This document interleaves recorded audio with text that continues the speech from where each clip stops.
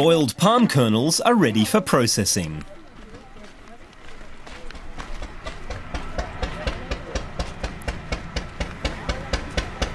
The machine can do in a few minutes what it used to take the women hours to do with their hands and feet. The kernels are peeled, cored and pressed. Meals are prepared with the oil the machine makes. Women in Zakpota village love it. Juliette Ketahonje is the leader here. She runs the women's cooperative that operates the plant. They still need some support, but soon they'll be able to do it on their own.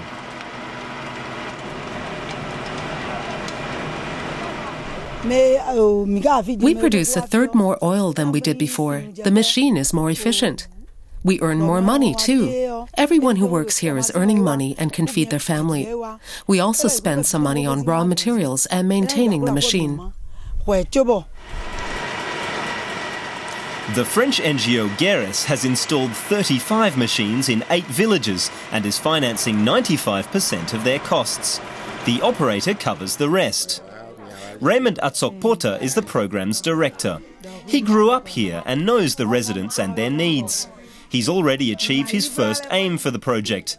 Now he wants to do something for the environment too. Première raison, c'est pour lutter contre la pénurie.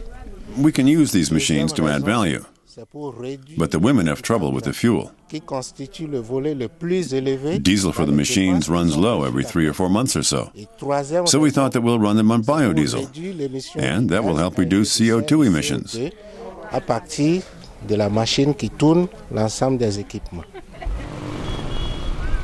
It's market day in the neighbouring village of Bohikon.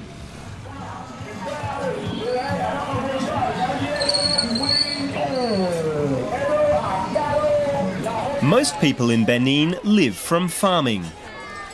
But fossil fuels are scarce there, meaning the country is dependent on gasoline and diesel imports from neighbouring Nigeria. A large portion of the fuel is smuggled over the border and sold in bottles illegally along the road, at much lower than market prices. Raymond Atsokpota is concerned that entire families live from selling the smuggled goods. It's an enormous problem. There are always serious accidents. Houses burn down and people get hurt.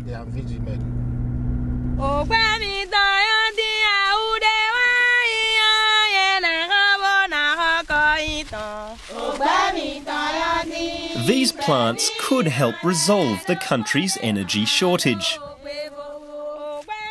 Villagers have planted 430 hectares of land with jatropha bushes, a plant native to tropical countries.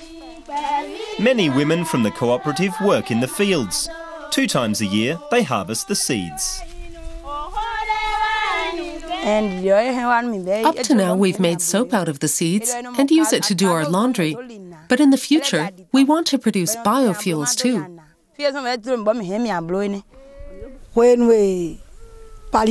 This project is a real bonanza for our group.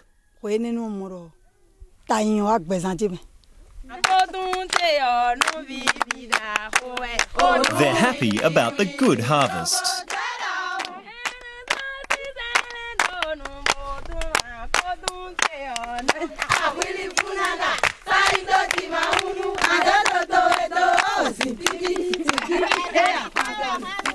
Raymond Atsokpota explains that jatropha is inedible, but the fruit's seeds yield a great amount of oil.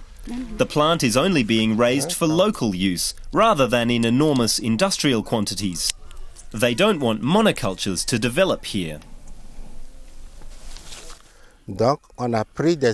As you can see, we've got about 3 meters between each jatropha bush. That means we can put other food crops in between. But the important thing is that every farmer may not use more than 1/10 of his land to raise jatropha. A few kilometres away, the seeds are processed into biodiesel.